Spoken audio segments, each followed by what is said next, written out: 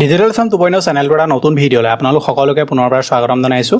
আজিৰ এই ভিডিঅ'টোত মই আপোনালোকক দেখুৱাম যে আপুনি RRB যিখিনি পোষ্ট ওলাইছে বৰ্তমান হায়াৰ ছেকেণ্ডেৰী লেভেলৰ গ্ৰেজুৱেশ্যন লেভেলৰ এই পোষ্টখিনিৰ কাৰণে আপুনি কেনেকৈ আবেদন কৰিব লাগিব সম্পূৰ্ণ প্ৰক্ৰিয়াটো মই আপোনালোকক ষ্টেপ বাই ষ্টেপ কৰি দেখুৱাম।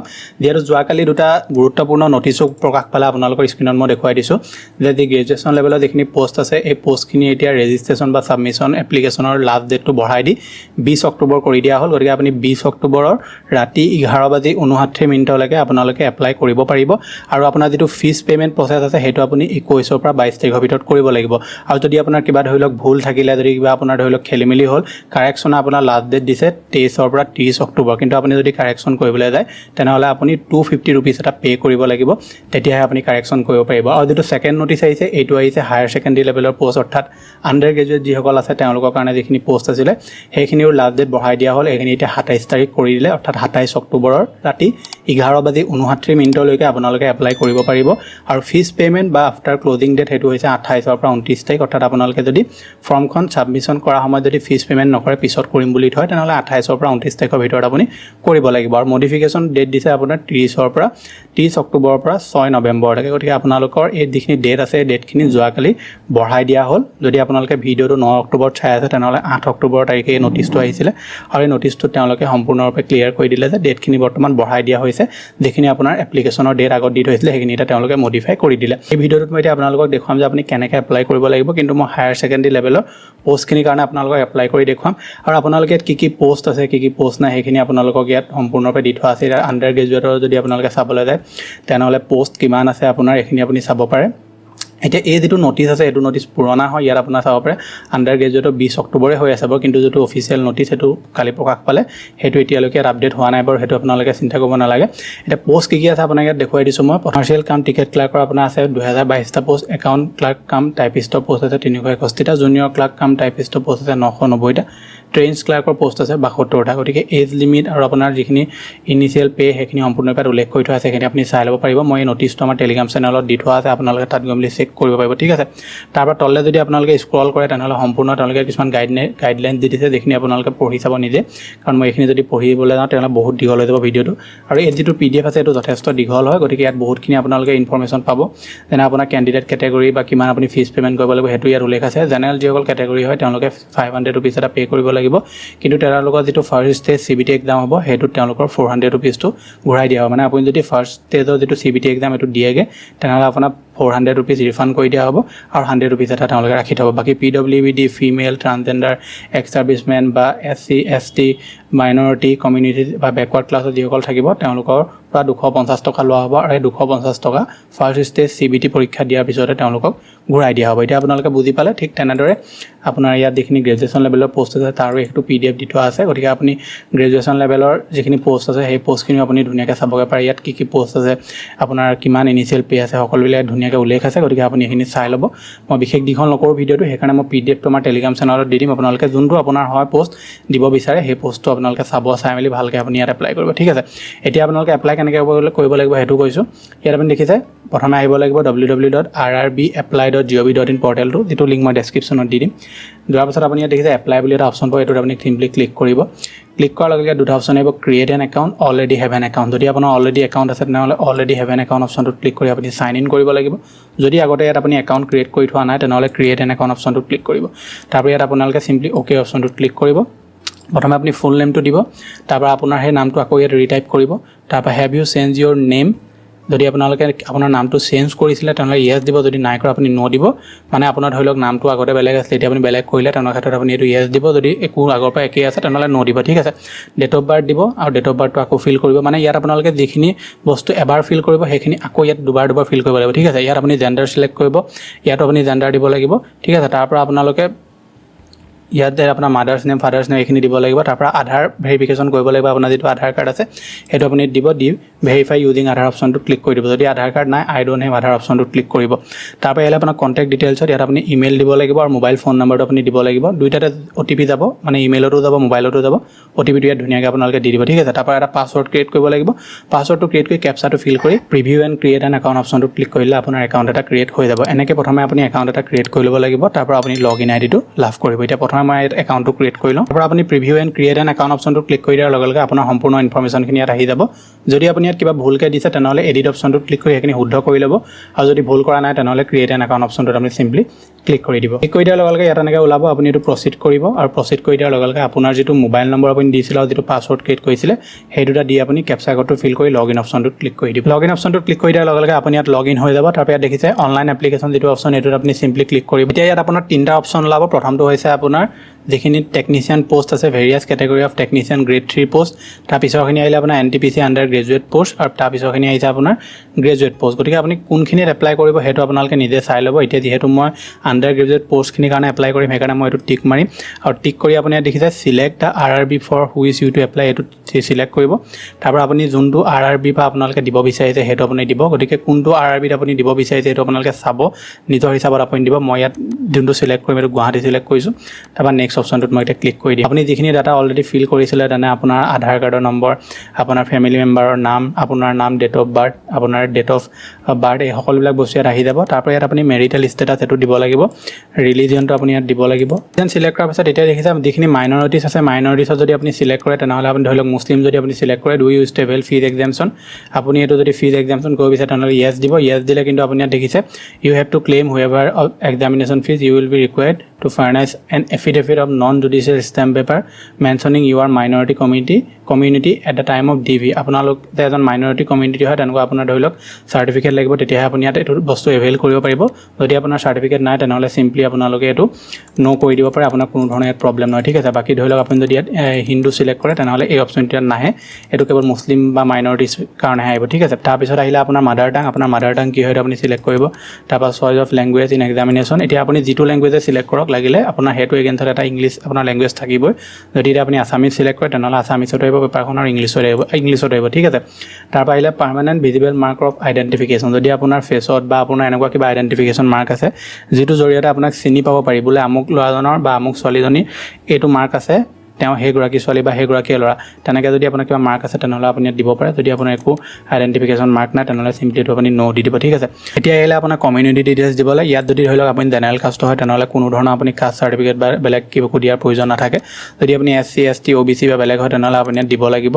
ইয়াত আপুনি কাষ্ট চাৰ্টিফিকেট দিব, নাম্বাৰটো দিব লাগিব, আপোনাৰ নেম অফ দি কাষ্ট আপুনি দিব লাগিব, ইছুইং অথৰিটি কোনে আপোনাৰ এখন ইছ্যু কৰিছে দিব লাগিব, ডেট অফ ইছ্যু দিব লাগিব, আৰু do you use to avail free rail travel pass for the exam, যদি আপুনি পৰীক্ষাৰ কাৰণে ফ্ৰীকৈ ৰেল পাছ বিচাৰিছে তেনেহ'লে আপুনি এইটো য়েছ দি মেলি আপোনালোকে please indicate nearest railway station আপুনি এইটো চিলেক্ট কৰিব পাৰে, ঠিক আছে। যদি আপুনি জেনেৰেল কাষ্টৰ হয় তেনেহ'লে আনৰিজাৰ্ভ চিলেক্ট কৰিব, আৰু কোনো ধৰণৰ আপুনি কাষ্ট চাৰ্টিফিকেট দিয়াৰ প্ৰয়োজন নাথাকে।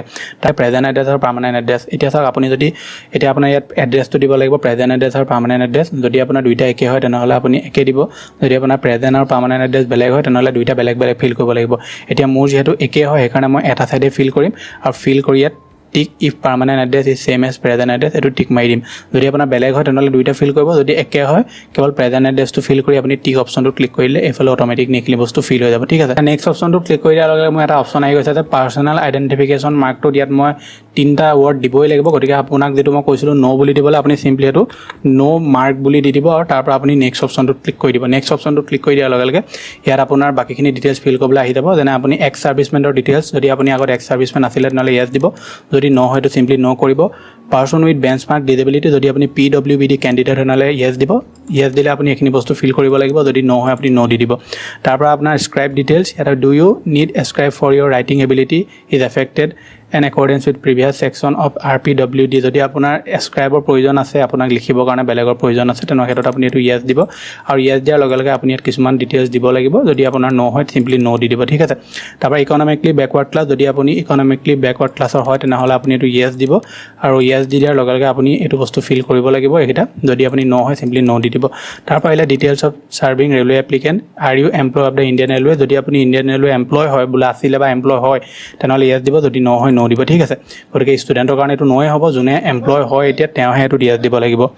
Name of the current department of the organisation current employment details excluding railway employees যদি আপুনি কিবা ডিপাৰ্টমেণ্টত এতিয়া কাম কৰি আছে তেনেহ'লে য়েছ দিব মানে যদি আপুনি এতিয়া কিবা ডিপাৰ্টমেণ্টৰ আণ্ডাৰত কাম কৰি আছে এইটো ৰেলৱে এমপ্লয়িজৰ কাৰণে নহয় বাকী আপুনি যদি কিবা ধৰি লওক ডিপাৰ্টমেণ্টৰ কাৰণে কাম কৰি আছে তেনেহ'লেতো আপুনি চিলেক্ট কৰিব লাগিব ষ্টেট চেণ্ট্ৰেল বা যাৰ কাৰণে কৰি আছে যদি আপুনি ধৰি লওক আনএমপ্লয়ড হয় তেনেহ'লে ক্ষেত্ৰত আপুনি নট এপ্লিকেবল দিলেই হ'ব যদি আপুনি চেণ্ট্ৰেল গভৰ্ণমেণ্ট ষ্টেট গভৰ্ণমেণ্ট বা PSU আণ্ডাৰত যদি কিবা আপোনালোকে চাকৰি কৰি আছে তেনেহ'লে যোনটো হয় আপুনি টিক মাৰিব বাকী নট এপ্লিকেবল টিক মাৰি দিলে হ'ব ঠিক আছে তাৰপৰা বেংক ডিটেইলছ দিব লাগিব যিহেতু আপোনাৰ যিটো ফিজ আছে সেইটো ৰিফাণ্ড কৰা হ'ব মই ভিডিঅ'টোৰ আগতে কৈছিলোঁ যিসকল জেনেৰেল কেটেগৰী হয় তেওঁলোকৰ 500ৰ পৰা 400 পইচা ৰিফাণ্ড কৰি দিয়া হ'ব 100 টকা লোৱা হ'ব বাকীখিনি কেটেগৰী লোকৰ মাইনৰিটিছ হওক বা ধৰি লওক ST SC OBC PWD candidate girls আৰু ট্ৰান্সজেণ্ডাৰ সকলোৰে যিটো 250 লোৱা হ'ব এই 250টো ঘূৰাই দিয়া হ'ব এতিয়া আপুনি ইয়াত বেংক ডিটেইলছখিনি প্ৰপাৰলি ফিল কৰি নেক্সট অপশ্যনটোত ক্লিক কৰি দিব তাৰপৰা আপুনি বেংক ডিটেইলছখিনি কনফাৰ্ম কৰি নেক্সট অপশ্যনটোত ক্লিক কৰি দিয়াৰ লগে লগে এতিয়া আপুনি আপোনাৰ এডুকেশ্যন কোৱালিফিকেশ্যনৰ যিখিনি ডকুমেণ্টছ সেইখিনি দিব লাগিব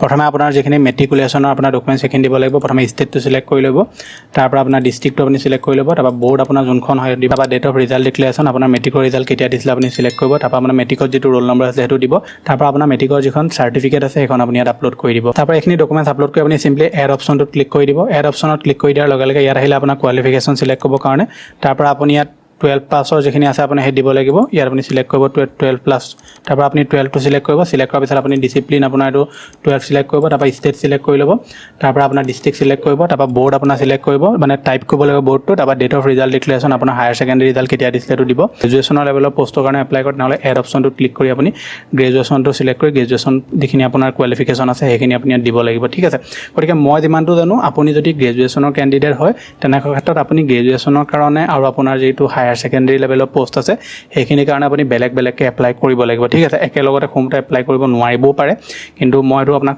100% ক'ব নোৱাৰোঁ কাৰণ মই আপোনাক যিহেতু এতিয়া গ্ৰেজুৱেশ্যন লেভেলৰ কৰি দেখুৱাই দিয়া নাই মই এপ্লাই কৰা নাই মই সেইকাৰণে ইমান অৱগত নহয় এইটো বিষয়ে গতিকে আপোনালোকে দুইটা টিক মাৰি চাব মই যিহেতু প্ৰথমতে আপোনাক যেতিয়া দেখুৱাইছিলোঁ আপোনাৰ চিলেক্ট কৰিবৰ কাৰণে সেইকেইটাত আপুনি দুইটাতে টিক মাৰি চাব গ্ৰেজুৱেশ্যন আৰু হায়াৰ ছেকেণ্ডেৰী দুইটাতে যদি আপোনাৰ হয় তেনেকুৱা ক্ষেত্ৰত আপুনি সেইটো দিব যদি ধৰি লওক এৰ'ৰ আহে বা ধৰি লওক নোৱাৰে আপুনি কৰিব তেনেকুৱা ক্ষেত্ৰত বেলেগকৈ ফিল কৰিব লাগিব আৰু মই যিমানটো জানো সেইটো আপুনি বেলেগকৈ কোনটো ফিল কৰিব লাগিব ঠিক আছে গতিকে মই ইয়াৰ বিষয়ত সবিশেষ কিবা জানিলে মই কমেণ্ট বক্সত আপোনাৰ পিন কৰি দিম আপোনালোকে চাই ল'ব you have typing proficiency in English or Hindi on computer যদি আপোনাৰ টাইপিং প্ৰফিচিয়েঞ্চি আছে তেনেকুৱা ক্ষেত্ৰত আপুনি এইটো এক ছেকেণ্ড তেনেকুৱা ক্ষেত্ৰত আপুনি এইটো য়েছ দিব লাগিব আৰু যদি আপুনি এইটো ন' কৰে তেনে ইয়াত লিখা আছে যে typing proficiency is mandatory candidate must be proficient in typing English or Hindi languages prior to appearing for the typing skill test for the post under cat nong 2 cat nong 3 গতিকে আপুনি এইটো ইয়েছ দিবই লাগিব এইটো নো নিদিব কাৰণ আপোনাৰ এটা স্কিল টেষ্ট হ'ব ঠিক আছে আপোনাৰ স্কিল টেষ্ট এটা হ'ব যদি আপোনালোকে পাছ কৰে তেনেকুৱা ক্ষেত্ৰত লাষ্টত আপোনাৰ স্কিল টেষ্ট এটা হয় গোটেইকেইটা পোষ্টত নহয় কোনোবা এটা পোষ্টত নহয় হায়াৰ ছেকেণ্ডেৰী কিন্তু বাকীকেইটা পোষ্টত হ'ব গতিকে আপোনাৰ যিকেইটা পোষ্টত হ'ব সেইকেইটাত আপোনাৰ কম্পিউটাৰ যিটো স্কিল টেষ্ট বা যিটো আপোনাৰ টাইপিং প্ৰফিচিয়েঞ্চি সেইটো তেওঁলোকে টেষ্ট ল'ব ঠিক আছে সেইটো মনত থাকিব তাৰপৰা আপুনি ইয়াত আপোনাৰ যিটো পাৰ্চেণ্টেজ সেইটো আপুনি দিব হায়াৰ ছেকেণ্ডেৰী তাৰপৰা চিম্পলি আপুনি নেক্সট অপশ্যনটো ক্লিক কৰি দিব অপশ্যনটো ক্লিক কৰি দিয়াৰ লগে লগে এতিয়া আপুনি ইয়াত ফটো আপলোড কৰিব লাগিব আৰু ইয়াত আপুনি যিটো ডকুমেণ্টছ আপলোড কৰিছিলে এটা যিহেতু আমি মেট্ৰিকুলেশ্যনৰ কেৱল চাৰ্টিফিকেটখন আপলোড কৰিছোঁ সেইকাৰণে আপুনি ইয়াত এখন চাৰ্টিফিকেটখন ইয়াত চাব পাৰিব ভিউ অপশ্যনটোত ক্লিক কৰি তাৰপৰা ইয়াত আহিলে আপোনাৰ চেম্পল অফ ফিউ ৰিজেক্টেবল ফটোজ আপোনাৰ কোনবিলাক ফটো ৰিজেক্ট কৰা হ'ব সেইটো আপোনালোকক ইয়াত দেখুৱাই দিছোঁ কাৰণ আপুনি ইয়াত ফটো আপলোড কৰিব লাগিব এনেকুৱা ধৰণৰ ফটো আপোনাৰ ৰিজেক্ট কৰা হ'ব এনেকুৱা আধা ফটো ৰিজেক্ট কৰা হ'ব চশমা পিন্ধি থকা ফটো ৰিজেক্ট কৰা হ'ব চুলি এনেকুৱা ডিজাইন দিয়া ফটো ৰিজেক্ট কৰা হ'ব বেকগ্ৰাউণ্ডটো আপোনাৰ অলপ বেয়া ফটো ৰিজেক্ট কৰা হ'ব ব্লাৰি ফটো ৰিজেক্ট কৰা হ'ব অলপ আপোনাৰ শাৰ্পনেছটো বেছি থকা ফটো ৰিজেক্ট কৰা হ'ব চশমা মূৰত পিন্ধি থকা আপোনাৰ ছানলাইট পৰি থকা ফটো ৰিজেক্ট কৰা হ'ব শ্বেডো পৰি থকা ফটো ৰিজেক্ট কৰা হ'ব কেপ পিন্ধি থকা ফটো ৰিজেক্ট কৰা হ'ব এনেকুৱা এখন প্ৰপাৰ ফটো হ'ব লাগিব য'ত আপোনাৰ ধুনীয়াকৈ চুলি ফনিয়াব আপোনাৰ কোনো ধৰণৰ আপুনি চশমা পিন্ধি নাথাকিব ফটোখনৰ বেকগ্ৰাউণ্ডটো এটা কালাৰ হ'ব লাগিব আৰু তেনেকুৱা এখন ফটো আপুনি আপলোড কৰিব এনেকুৱা যদি ফটো আপলোড কৰে আপোনাৰ ৰিজেক্ট হৈ যাব কিন্তু আপোনাক মই সেইটো কৈ দিছোঁ এতিয়া তাৰপৰা আপুনি ইয়াত তললৈ যদি স্ক্ৰল কৰে তেনেহ'লে আপোনাৰ ফটো কিমান আপোনাৰ লাগিব সেইটো ইয়াত লিখি দিছে যে আপোনাৰ ফটোখন JPG আৰু বা JPEG ফৰ্মেটত হ'ব লাগিব এই দুটা ফৰ্মেটৰ ভিতৰত হ'ব লাগিব the size of photograph should be between 30 KB to 70 KB গতিকে তাৰ পৰা আপোনাৰ যিখন ফটো আছে ফটোখনৰ চাইজ আপোনাৰ 30 KB বা 70 KB ভিতৰত হ'ব লাগিব তাতকৈ যদি ওপৰত হয় বা তলত হয় তেনেহ'লে এখন আপোনাৰ নল'ব ইয়াত সেইটো আপুনি মনত ৰাখিব ঠিক আছে photograph taken using mobile and selfie portraits may result in rejection of application গতিকে আপোনাৰ যিখন ফটো আছে সেই ফটোখন যদি আপুনি মোবাইলৰ থ্ৰুদি মানে ক্লিক কৰে বা সেলফি আপলোড কৰে তেনেহ'লে সম্ভৱতঃ এখন ৰিজেক্ট কৰি দিয়া হ'ব। গতিকে পৰাপক্ষত আপোনালোকে কম্পিউটাৰ দোকানত গৈ কেমেৰা দ্বাৰা ধুনীয়াকৈ ক্লিয়াৰ ফটো এখন আপুনি ইয়াত আপলোড কৰিব চাব, যিহেতু ইয়াত লিখি দিছে, কাৰণ চবৰে মোবাইলৰ কেমেৰা কোৱালিটি ইমান ভাল নহয়, আৰু যিহেতু ইয়াত লিখিয়ে দিছে মোবাইল এণ্ড সেলফি পৰ্ট্ৰেট, গতিকে তেনেকুৱা ক্ষেত্ৰত আপোনালোকৰ ফটোখন ৰিজেক্ট কৰি দিয়া হ'ব পাৰে। এটা photo should have clear front view of the candidate without cap and dark glasses. গতিকে আপোনাৰ ফটোখনত যিহেতু ফেচ থাকিব ধুনীয়া ক্লিয়াৰ হ'ব লাগিব, তেতিয়াহে আৰু আপোনাৰ হ'ব। Facial picture should be clear, not be covered by any items of mask, hair of head, cloth, shadow. মই যিহেতু ক'লোৱে আপোনালোকক জুৱেলাৰী পিন্ধি থাকিব নহয়, মানে কাণফুলি নাকফুলি এইবিলাক পিন্ধি থকা হ'ব নালাগিব, গতিকে আপোনাৰ তেনেকুৱা ফটো আপুনি ইয়াত দিব লাগিব। The main features of this face must not be covered by hair of the head, any cloth by shadow, forehead, eyes, nose. মই আপোনালোক যিখিনি ফটোখনত দেখুৱালোঁ এইকেইটা যিখিনি এক্সাম্পল, এইকেইটা বস্তু আপোনালোকক য'ত দি মনা কৰিছে তেনেকৈ আপুনি ফটো ক্লিক নকৰিব মুঠতে, আৰু মোবাইলৰ দ্বাৰা ফটো ক্লিক কৰাব বাচিব। কম্পিউটাৰ দোকানত গৈ আপুনি কেমেৰাৰ দ্বাৰা ফটো ক্লিক কৰাব, তেতিয়া আপোনাৰ কোনো ৰিজেকশ্যনৰ চান্স নাথাকে, ধুনীয়াকৈ তেওঁলোকে ফটোখন আপোনালোকক বনাই দিব। বাকী আপুনি নিজেও যদি আগত এপ্লাই কৰিছে জানে, কোনো প্ৰব্লেম নাথাকে, ঠিক আছে। তাৰপৰা ইয়াত আহিলে আপোনাৰ specification for signature image. Signature যিটো ইমেজ থাকিব সেইটো আপোনাৰ কেনেকুৱা হ'ব ইয়াত লিখি দিছে। The applicant has to sign in on white paper with black or blue ink pen with box of size 50 mm আৰু 20 mm। গতিকে আপোনালোকৰ যিখন ফটো থাকিব ছিগনেচাৰ ফটো, সেইটো আপোনাৰ 50 mm আৰু 20 mm হ'ব লাগিব, মানে আপোনাৰ যিটো চাইজ থাকিব বক্সৰ যি ছিগনেচাৰ বক্সটো চাইজ আপোনাৰ ইমান হ'ব লাগিব, তাতকৈ যি বেছি হয় ৰিজেক্ট কৰা হ'ব পাৰে। আৰু ব্লু আৰু ব্লেক পেনৰ দ্বাৰাহে আপুনি চাইন কৰিব পাৰিব, বেলেগ পেন আপোনালোকে ল'লে নহ'ব, ঠিক আছে। আৰু signature must B running letter and not in block letter. গতিকে আপুনি ব্লক লেটাৰ নিদিব, এনেকুৱা আপুনি ছিগনেচাৰ কৰিব, মানে প্ৰথমটো আপোনাৰ কেপিটেল লেটাৰ হ'ব, তাৰপিছৰখিনি স্মল লেটাৰ, ঠিক আছে। ইমেজ শুড বি JPEG বা JPEG ফৰ্মেটত আপোনাৰ হ'ব লাগিব। ডাইমেনশ্যন আৰু চাইজ আপুনি ইয়াত লিখি দিয়া হৈছে, 30 KB ওপৰত আৰু 30 KB তলত আৰু 7 KB ওপৰত আপুনি ছিগনেচাৰ আপলোড কৰিব নোৱাৰে, আৰু আপোনাৰ ডাইমেনশ্যন কিমান ইয়াত লিখি দিছে। গতিকে এনেকৈ আপোনালোকে এইখিনি বস্তু চাব আৰু চাই মেলি ধুনীয়াকৈ আপুনি ফটোখন আৰু ছিগনেচাৰ ইয়াত আপলোড কৰিব। আপলোড কৰি নেক্সট অপশ্যনটোত ক্লিক কৰি দিব। নেক্সট অপশ্যনটোত ক্লিক কৰি দিয়াৰ লগে লগে এনেকৈ সম্পূৰ্ণ আপোনাৰ যিখন আপোনাৰ ফৰ্ম আছিলে এই ফৰ্মখন ইয়াত ওলাই যাব, আৰু এই ফৰ্মখন আপোনালোকে ধুনীয়াকৈ এবাৰ চাব, ক'ৰবাত কিবা ভুল কৰিছে নেকি, কিবা খেলি মেলি আছে নেকি, চাই মেলি লাষ্টৰ ফাইনেল ছাবমিটটো কৰিব, তাৰ পৰা আপুনি ফিজটো পে'মেণ্ট কৰি দিব, ঠিক আছে। গতিকে এতিয়া মোৰ ফিজ পে'মেণ্ট কৰিবলগীয়া নাই, মই সেইকাৰণে আপোনাক সেইটো প্ৰচেছ দেখুৱাব পৰা নাই। ফিজ পে'মেণ্ট আপুনি কৰি দিব, কৰি দিয়াৰ পিছত আপোনাৰ কমপ্লিট হৈ যাব প্ৰচেছটো। কিন্তু আপোনালোকে ফটো ছিগনেচাৰ দিওঁতে ভুল কৰিলে প্ৰব্লেম হ'ব, আৰু যদি আপোনাৰ ধৰি লওক কিবা খেলি মেলি হৈ যায় বোলে আপোনাৰ ধৰি লওক কিবা থাকি গ'ল বা কিবা ভুলকৈ আপুনি দি দিলে, তেনেকুৱা ক্ষেত্ৰত আপুনি সেইখিনি শুদ্ধ কৰিব লাগিব। ডেট দিয়া আছে, মই আপোনাৰ স্ক্ৰীনত দি দিছোঁ। তেনেকুৱা ক্ষেত্ৰত আপুনি 30 অক্টোবৰ বা 6 নৱেম্বৰৰ ভিতৰত আপোনালোকে সেইখিনি শুদ্ধ কৰিব লাগিব, আৰু তাৰ কাৰণে আপুনি 250 ৰুপিজ এটা পে' কৰিব লাগিব। বাকী গ্ৰেজুৱেশ্যন লেভেলৰ যাৰ পষ্ট, গ্ৰেজুৱেশ্যন লেভেলৰ যিসকলে পষ্টৰ কাৰণে এপ্লাই কৰিব, তেওঁলোকৰ হাতত 20 অক্টোবৰলৈকে সময় আছে ছাবমিট কৰাৰ, আৰু তেওঁলোকৰ যিখিনি ধৰি লওক কিবা ভুল হ'লে মডিফিকেশ্যন কৰিবৰ কাৰণে তেওঁলোকৰ হাতত 23 পৰা 30 অক্টোবৰলৈকে টাইম থাকিব। বাকী আপোনালোকে যদি হায়াৰ ছেকেণ্ডেৰী লেভেলৰ পষ্টখিনিৰ কাৰণে এপ্লাই কৰিছে, তেনেহ'লে আপোনালোকৰ যিটো ফিজ পে'মেণ্টৰ ডেট আছে সেইটো দি থৈছে আপোনালোকৰ 28 পৰা 29 অক্টোবৰ। যিহেতু 27 তাৰিখলৈকে আপুনি এপ্লাই কৰি থাকিব পাৰিব। 27 তাৰিখৰ ৰাতি মানে 11:59 আপোনাৰ এপ্লাই হৈ থাকিব, তাৰ পৰা এপ্লাই নহয়, আৰু তাৰ আগতে ছাবমিট কৰিব লাগিব আপুনি। সেইকাৰণে এখন ফৰ্ম ফিল আপ কৰোঁতে এটলিষ্ট আধা ঘণ্টা লাগিব আপোনাৰ ভালকৈ এপ্লাই কৰোঁতে। আৰু যিটো আপোনাৰ ফিজ পে'মেণ্টৰ ডেট আছে সেইটো 28 পৰা 29, মানে আপুনি যদি বোলে ফৰ্মখন ছাবমিট কৰাৰ সময়ত ফিজ পে'মেণ্ট নকৰে, তেনেকুৱা ক্ষেত্ৰত আপুনি 28 পৰা 29 ভিতৰত যিসকলে হায়াৰ ছেকেণ্ডেৰী লেভেলৰ কাৰণে এপ্লাই কৰিব তেওঁলোকে, আৰু যিসকলে গ্ৰেজুৱেশ্যনৰ কাৰণে এপ্লাই কৰিব তেওঁলোকে 21 পৰা 22 তাৰিখৰ ভিতৰত ফিজটো পে'মেণ্ট কৰিব লাগিব। গতিকে এনেকৈ আপোনালোকে যিখিনি RRB পষ্ট ওলাইছে এইখিনিৰ কাৰণে এপ্লাই কৰিব পাৰে। মই যিমানখিনি আপোনালোকক দেখুৱাব পাৰিলোঁ দেখুৱাই দিলোঁ। গতিকে কিবা যদি আপোনাৰ কনফিউজন থাকে আপোনালোকে মোক সুধিব পাৰে কমেণ্ট বক্সত, নহবা ইউটিউবত আৰু ডিটেইলছত আপুনি ভিডিঅ' পাই যাব, সেইবিলাক ভিডিঅ' চাব পাৰে। যদি আপোনালোকক কিবা সুধিবলৈ হ'লে আপুনি কমেণ্ট বক্সত নিশ্চয় সুধিব, মই যিমানখিনি পাৰোঁ আপোনালোকক ৰিপ্লাই কৰিম। গতিকে এইটোৱে ইনফৰ্মেশ্যন দিবলগীয়া আছিল। ভিডিঅ'ত যদি আপোনাৰ ভাল লাগিলে ভিডিঅ'টো লাইক কৰিব, চেনেলটোলৈ যদি প্ৰথম আহিছিলে ছাবস্ক্ৰাইব কৰি ল'ব এনেকুৱা ধৰণৰ ইনফৰ্মেটিভ ভিডিঅ'বোৰ ৰেগুলাৰ চাই থাকিবৰ কাৰণে। বাকী যিখিনি ডকুমেণ্টছৰ কথা কৈছিলোঁ আমাৰ টেলিগ্ৰাম চেনেলত উপলব্ধ আছে, আপুনি তাতে গৈ সেইখিনি চেক আউট কৰিব পাৰে। লগ পাম এটা অন্য ভিডিঅ'ত। আজিলৈ ধন্যবাদ।